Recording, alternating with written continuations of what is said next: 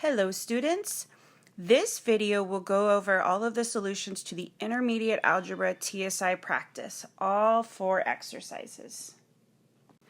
Exercise 1 is all about exponents and simplifying expressions that have them, so I'm going to remind you of some of the exponent rules. For number 1, we have this exponent of 3 outside of the parentheses. What you want to do is multiply it by all of the by all of the exponents inside the parentheses. So in this case, we just have the 2. So 2 times 3 is 6, so this equals x to the power of 6. Now, if you forget this rule, you can think about what this means. X squared means x times x. So if I'm going to cube that, I'm going to be multiplying x times x by itself 3 times.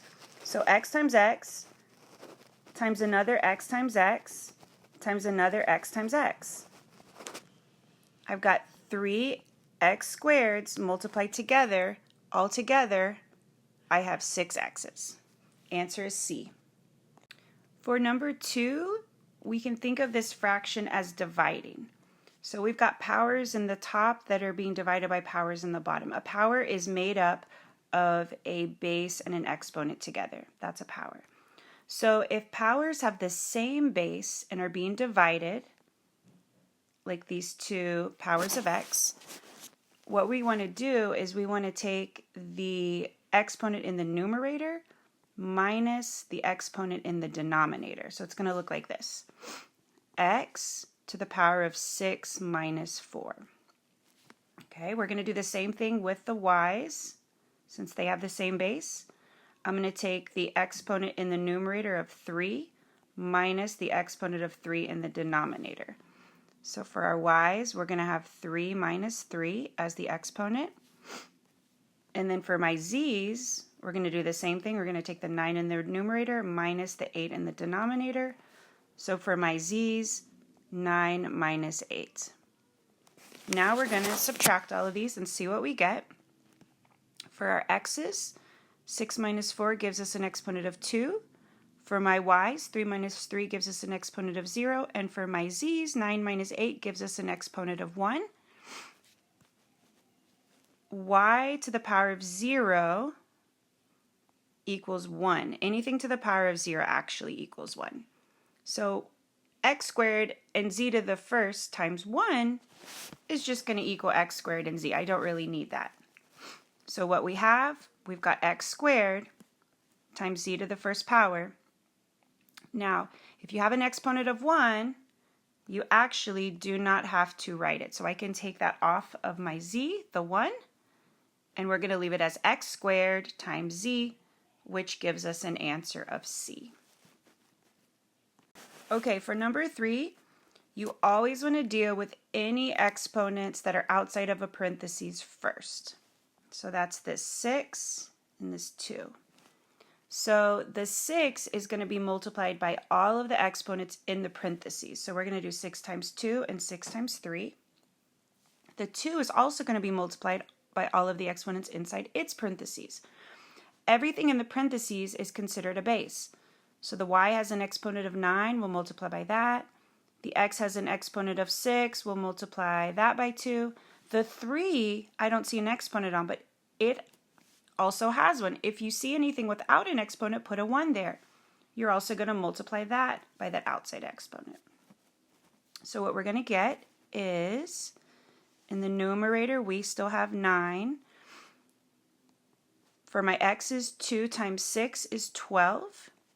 For my exponent, for my y's, the exponent is 3 times 6, which is 18. Then in the denominator, my 3 gets an exponent of 1 times 2, which is 2. My x gets an exponent of 6 times 2, which is 12. And my y gets an exponent of 9 times 2, which is 18. So what we're going to do now is simplify. We've got a couple things we can do. This 3 squared, that's 3 times 3, which is 9.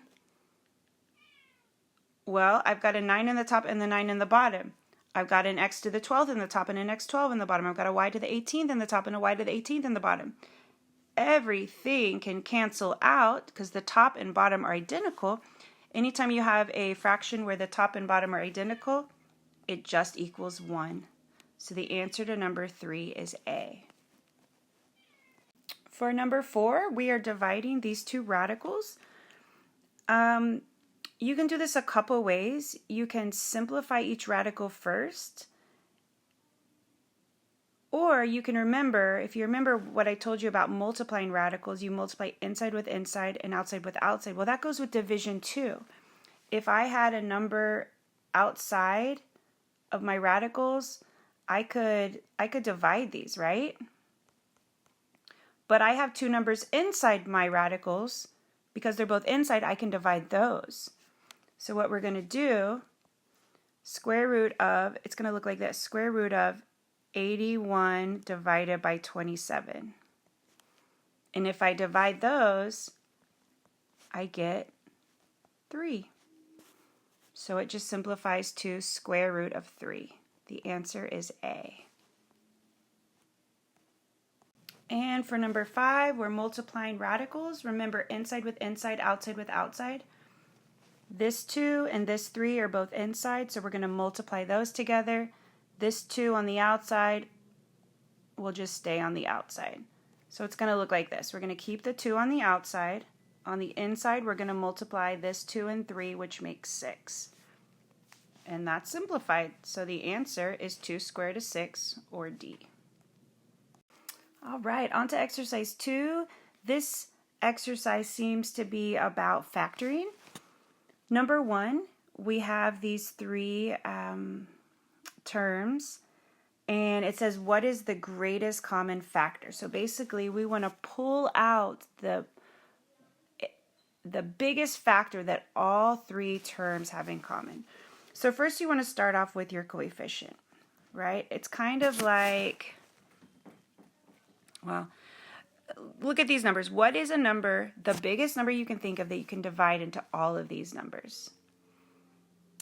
I can divide 2, but I can also divide them all by 4. And I believe 4 is the biggest number. So one of the numbers that we're going to pull out is a 4. Okay? So if I look at my answer choices, it's got to be D or B, right? So I can eliminate A and C. Then I'm going to look at my x's. Okay, I've got 3, I've got 5, and I've got 4. The most x's that each term has that I could pull out from each term is 3. Okay, I can't pull out more than 3 because this term at the top only has 3 to give. So I can't pull out 4 because it doesn't have any more. Then I'm going to look at my y's. I've got 4 y's, 3 y's, and then 1 y. Remember, when there's not an exponent seen, it's really a 1. The most y's that I can pull from each one is just the 1 y. I can't pull any more than 1 y because the last term only has 1 y. So basically, if you look at the exponent that's the smallest, that's the most that you can pull out. All right, and then we've got the z's. We've got 6, 7, and 5. The least number of z's that I see is the 5. Therefore, all 3 terms have at least 5 z's I can pull out. So the answer to this one, this is called the greatest common factor, is D. For number 2, this kind of expression is called a difference of 2 squares. Difference means we have subtraction. Squares means that we are subtracting squares. And I can see from the 2, these are both squares. So the way that you factor this, it's actually really easy. You're going to have 2 binomials. So we know it's not A. You're going to look at the first term, which is x squared. If I take the square root of that, or I think what times itself equals x squared, I'm going to get x and x. X times x is x squared. So I'm going to put an x in the front of both of my parentheses. Then I'm going to look at the term at the end, the y squared. Same thing. What times itself equals y squared? Well, it's y. So I'm going to put a y at the end of both parentheses. Y times y is y squared. Then the last thing is I just have to put the signs. I'm going to put a plus and a minus, or a minus and a plus. It doesn't really matter.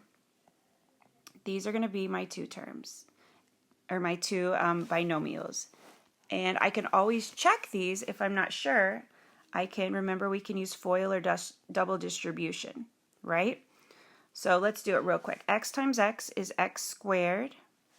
X times negative y is minus xy. Y times x is plus xy. And y times negative y is minus y squared.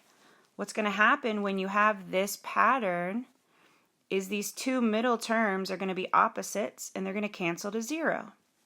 So what I'm left with is just the x squared minus the y squared, which is what I started with. So the answer to this one is C. Notice they have a minus and then the plus. I have the plus and then the minus, but the order of my binomials is not important. I can switch them if I need to. Okay, on number 3, it just straight up says factor, which is the factorization. You could go to each answer choice and you could do the double distribution like we just did and see which ones actually end up equaling this. Or we can try to use the X method. So the way the X method works is first you want to see if you can pull out a greatest common factor. If your x squared term has a 1 in front, you're not going to be able to. So next you go ahead and identify your A, B, and your C. AX squared, whoops, hold on, let me start that again. AX squared plus BX plus C. The A, the B, and the C are the coefficients and constants. So for this example, the A is in front of x squared, in this case would be 1. The B is in front of my x term, in this case also 1. And the C is the constant at the end, which in this case is negative 20. Then we go off to the side and we make our x. In the top we want to do A times C, in the bottom we want to do B. A times C is 1 times negative 20, so negative 20 in the top. B is 1 in the bottom. So I'm trying to think of two numbers that multiply to make negative 20, but they add to make 1. If they're going to multiply to make a negative, that means one of them has to be negative and one has to be positive. And if they're going to add to make a positive, that means the bigger number needs to be the positive. So instantly what comes to mind is 4 and 5. If I make the 4 negative and the 5 positive, those will multiply to make negative 20, but they will also add to make positive 1. So these are my two numbers. Now normally what you also want to do is put them over 1. Sorry, not 1. Put them over A, which is 1, and simplify. Now if your A is 1, you really don't need to put it over because they're just going to simplify to the same thing. So now we're ready to go back. We're ready to write our two binomials. We're going to put x in the front of each. And then these two numbers that I circled over here, we're going to put at the ends of each binomial. So we're going to have minus 4 in one and plus 5 in the other. Now remember, this binomial and this binomial, remember these can be switched. They don't have to necessarily be in this order. So the answer to this one is going to be A. And again, you want to always check it by doing the double distribution. Okay, number 4, again, we're factoring. We don't have a GCF because there's a 1 in front of x squared. So we're going to go ahead and label our A, B, and C. A is 1. B is negative 2. Make sure you get that negative with it. C is negative 24. So our x, we're going to have A times C in the top, B in the bottom. A times C is 1 times negative 24, which is negative 24. Our B is negative 2. So this time, our bigger number needs to be the negative number. And I'm thinking of 6 and 4.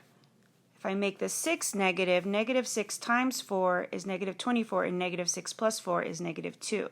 Since my A is 1, I don't have to put it over A. These are the numbers that are going to go in my parentheses. So I'm going to go right to my two parentheses. I'm going to put x in the front of each one, and then I'm going to put these two numbers, minus 6 and positive 4. The answer to this one is B.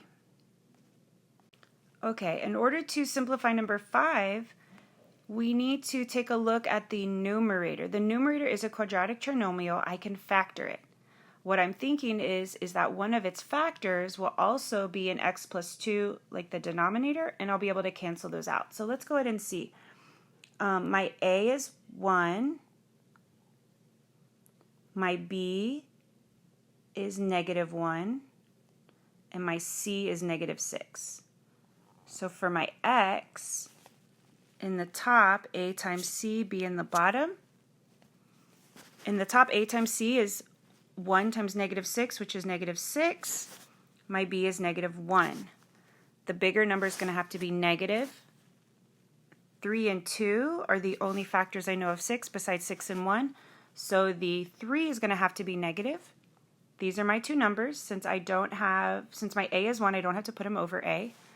So this whole expression in the numerator, I've got my two binomials with my x's. In one I've got -3, and one I have +2. My denominator of my expression is x plus 2. So what I can see is that I have an x plus 2 in the top and in the bottom. I can cancel both of those out to 1. So all I'm left with now is just x minus 3. So the answer to this one is D. Okay, so remember this whole practice is intermediate algebra. So a lot of this stuff is like Algebra 2 type stuff. So now we're kind of getting into more of the type of equations you'll see in Algebra 2. For number 1, it basically wants to know the value of x, but it knows that it cannot equal -1. If we put a -1 right here where x is, this denominator will equal 0, and we can't divide by 0. So if x equals -1, this equation wouldn't be true. But we need to figure out, well, what value of x does make it true. So what we want to do, right now we have x in the denominator. We need to somehow figure out how to get it to the numerator. The first thing I think we should do is move that -1 over. I think it'll make it a little bit easier to figure out what to do. So what we're going to end up with is 12 over x plus 1 equals 2 plus 1, which is 3. Now, if I look, remember the way to get rid of a denominator is to multiply everything by it. So what I want to do is I want to multiply both sides by this x plus 1.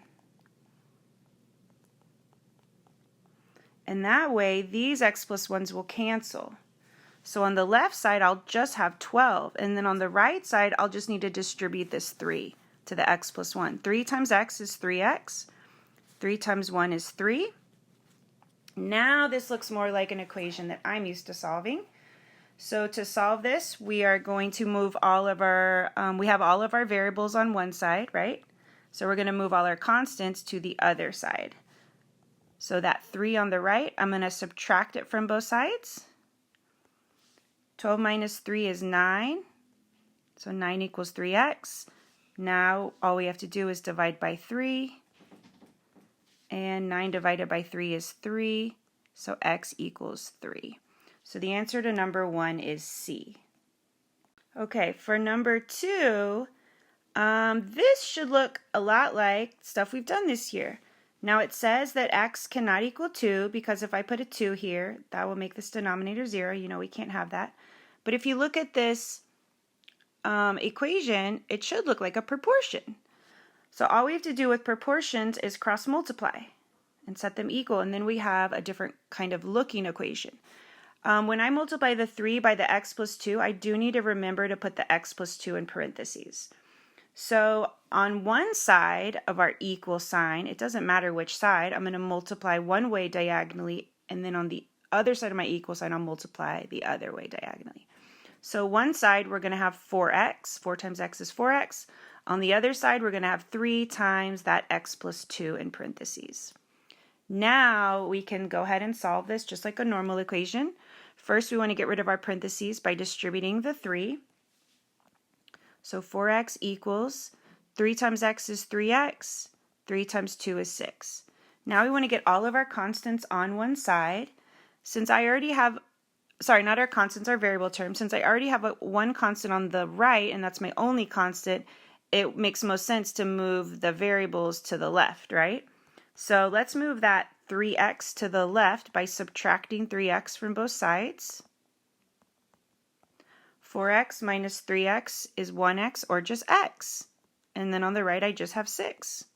So the answer is 6. And for number 3, we're just going to go ahead and solve this. This square root, I want to get it by itself before I can get rid of that square root symbol. So the first thing I need to do is get the minus 1 on the other side by adding it to both sides. So we end up with square root of 2x plus 1 equals 4 plus 1, which is 5.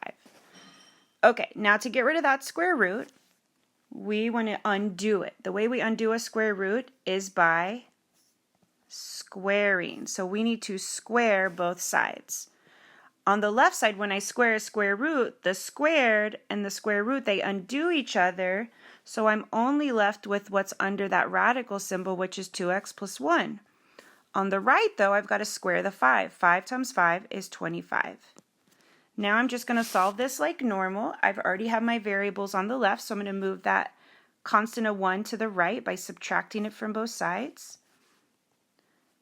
2x on the left, 25 minus 1 is 24 on the right. The last thing we'll do is get the x by itself by dividing both sides by that 2.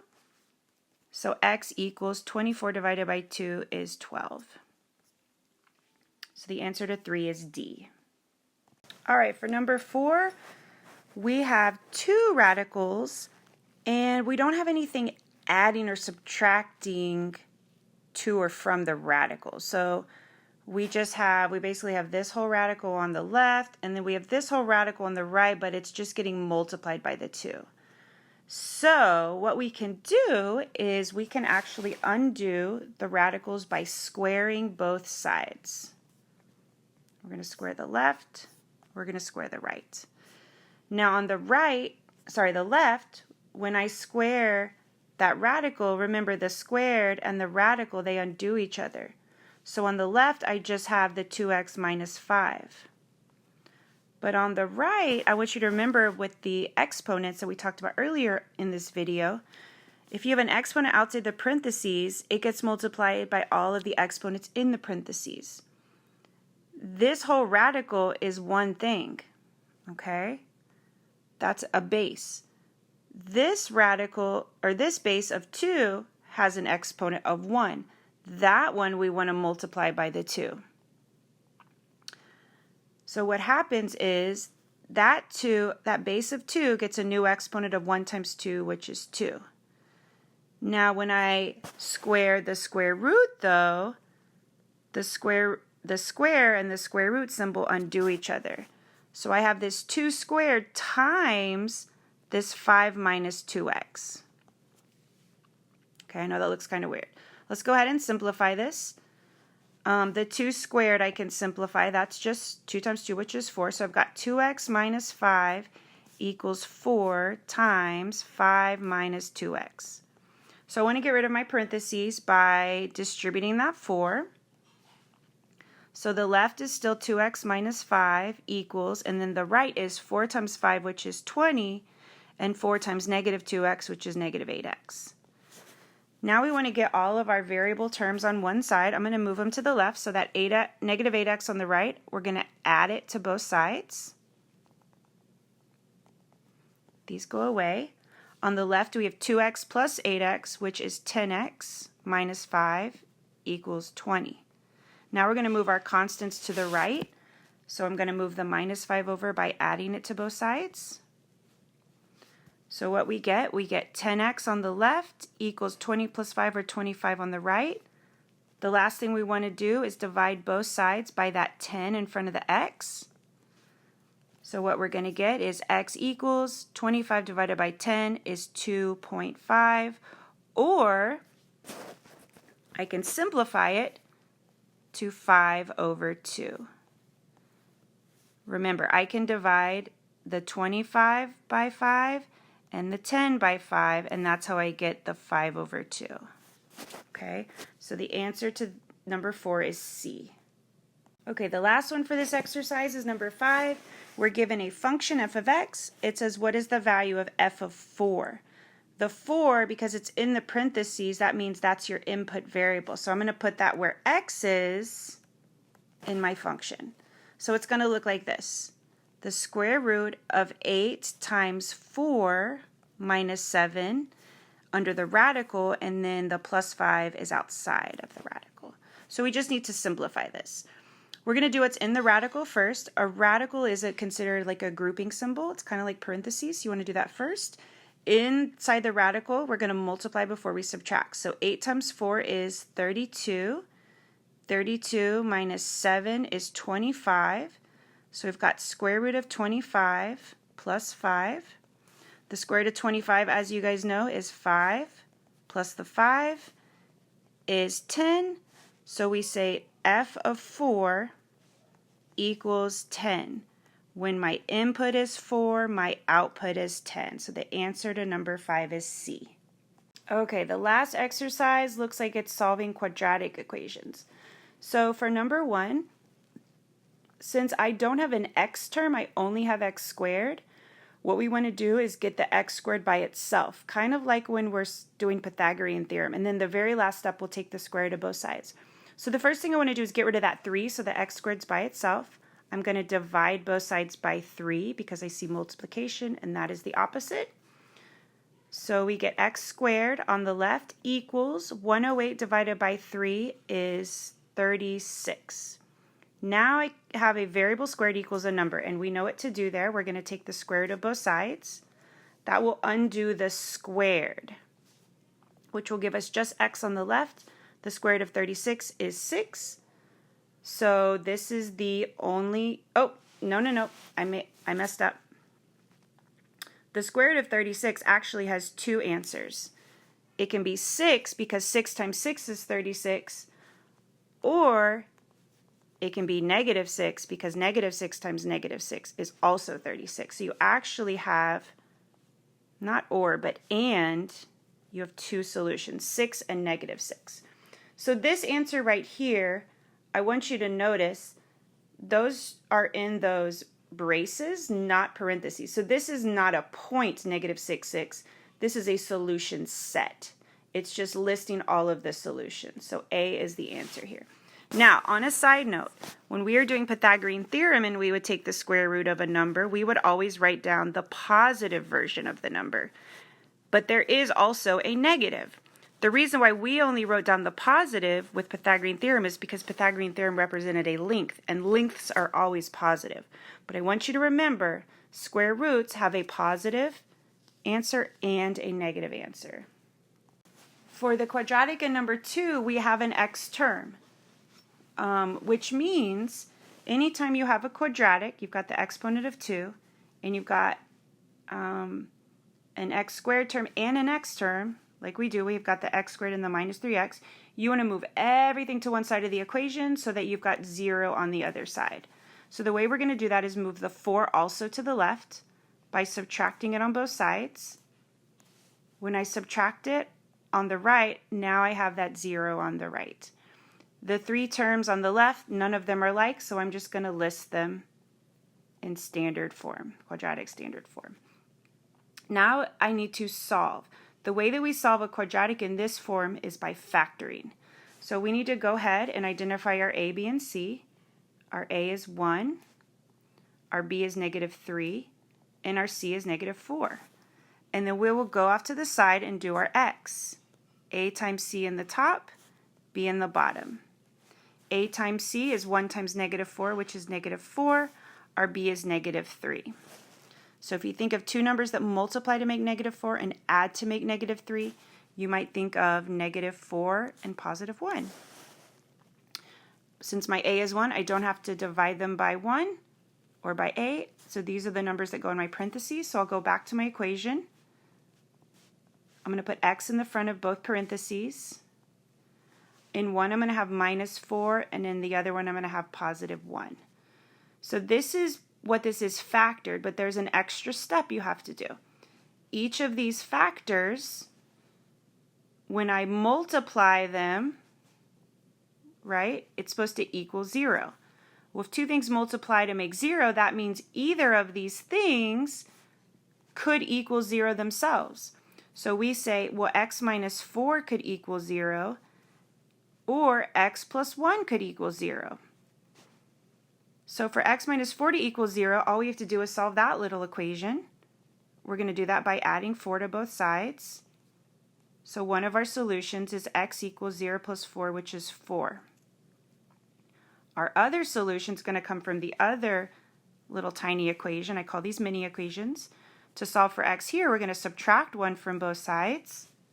So our other solution is going to be x equals 0 minus 1 is negative 1. So our solutions are 4 and negative 1. That's going to be B. Now, here's kind of a shortcut. If you want to eliminate this whole process, you can stop right here at your x. But what you're going to do, you got to be careful. You're going to take these two numbers, the negative 4 and the 1, but you're going to change their signs. So that negative 4 becomes positive 4, and the positive 1 becomes negative 1. And that's a quicker way to kind of get to your answer. All right, for number 3, I can see I have a squared, so it's a quadratic. I also have my x term. So because I have both, I want to move everything to one side so that I have 0 on the other side. That 11x, I'm going to move to the left by subtracting it from both sides. So now I've got that 0 that I want on the right. On the left, I have 3 terms that aren't like. I'm going to put the x squared first. I'm going to follow it by my x term, which is negative 11x, and then my constant, positive 30. We're going to do this just like we did the last example. We're going to identify our a, b, and c and use our x. Our a is 1. Our b is negative 11. Our c is positive 30. So we're going to make our x. We're going to have a times c in the top, b in the bottom. A times c is 1 times 30, which is just 30. B is negative 11. So when your top number is positive and your bottom number is negative, both of these numbers are going to be negative. Because a negative times a negative will give you that positive, and a negative plus a negative will give you that negative. So the numbers I'm thinking of that come to mind immediately are negative 6 and negative 5. Those multiply to make negative 30, and they add to make negative 11. My a is 1, so I don't have to divide by them. These are the numbers that would go in my parentheses. But if you watch the last example, if you take these two numbers and you change their signs, so this negative 6 becomes positive 6, and this negative 5 becomes positive 5, then that's a quick way to get my 2 solutions. So the answer to number 3 is B. Okay, example 4 is a lot like the last two. We've got a quadratic. We can see the little 2. I've got an x squared term and an x term. So I want to move everything to one side so we can get 0 on the other side. So I'm going to move that 6 over by subtracting it from both sides. So now I have 0 on the right side. On the left side, I've got 3 terms. None of them are like. I'm going to put the x squared term first. I'm going to follow with my x term and then end with my constant. Okay, before we do the x, notice our x squared has a number in front of it this time other than 1, which we haven't seen yet in this video. Please check for a GCF. So what you're going to do, you're going to look at these 3 numbers. The GCF is the greatest common factor. What is a number I can divide all of these numbers by? And I can divide them all by 3. 3 is called your GCF. What I'm going to do is put everything else in parentheses. So I'm basically dividing every term by this 3. Okay? So 3x squared divided by 3 is just x squared. 3x divided by 3 is just x. And negative 6 divided by 3 is negative 2. So now what I've done, it's kind of factoring, pulling out that GCF has just made my coefficients a little bit smaller. Now I'm going to kind of ignore the GCF for now, but I'm going to come back to it. I'm going to identify my A, B, and C with what's in my parentheses. So my A is 1. My B is also 1. And my C is negative 2. So we're going to do our x. A times C in the top, B in the bottom. A times C is 1 times negative 2, which is negative 2. My B is 1. The only numbers that multiply to make 2 are 2 and 1. If one of them needs to be negative and they need to add to make a positive, I want the positive number to be my bigger number. So my negative number is going to be my 1. 2 times negative 1 is negative 2. 2 plus negative 1 is positive 1. My A is still 1, so I'm not going to put them over. Now, the trick that we talked about earlier still works. Even though I pulled out this 3. Now, what would happen is, if I wanted to write this factored, I'm going to still have the 3 in front. I'm going to put in my plus 2 and my minus 1. This is now the factored form of that quadratic. But remember, when I set each of these equal to 0, right? Whoops, x plus 2 equals 0, and x minus 1 equals 0. 3 equals 0 doesn't make sense, right? So the GCF actually doesn't help us find the solution. It's not going to be part of the solution is what I mean. But then when I solve these other two equations, I'm still going to get the opposites of this 2 and this negative 1, which are going to be negative 2 and positive 1, which is going to be A. Remember, I want to make the opposite. So I'm going to have x equals negative 2. That's the opposite of 2. And I'm going to have x equals positive 1, which is the opposite of negative 1. Okay, last one. I've got an x squared term, I've got an x term, so let's get everything on one side. I'm going to subtract 12x from both sides. That leaves me with 0 on the right. On the left, I have two terms. They are not like. I'm going to write the x squared term first, followed by the x term. Now notice this time I don't have 3 terms. That's okay. When you don't have 3 terms, you're not going to use the x. You're just going to pull out a GCF. So let's take a look at first the numbers in front. 3 and 12. I can divide both of those by 3. So that's going to be part of my GCF. Now I want to look at the variables. I've got 2 x's here and 1 x here. I want to pull out the most x's I can from both terms, but it needs to be the same amount. So I can only pull out 1 x from both terms. We're going to put what's left in parentheses.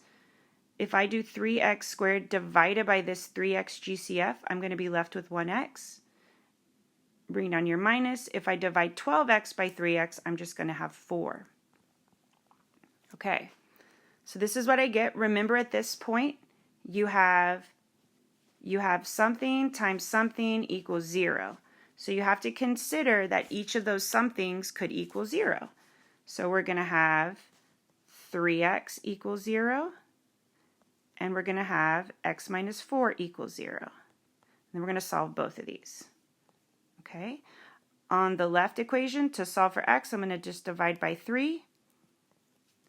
0 divided by 3 is 0, so there's one of my solutions. And on the right equation, I'm going to solve by adding 4 to both sides. So for this one, my solution is x equals 0 plus 4, which is 4. My two solutions are 0 and 4, or B. Okay, if you still have questions on any of these, please reach out to me. Thank you.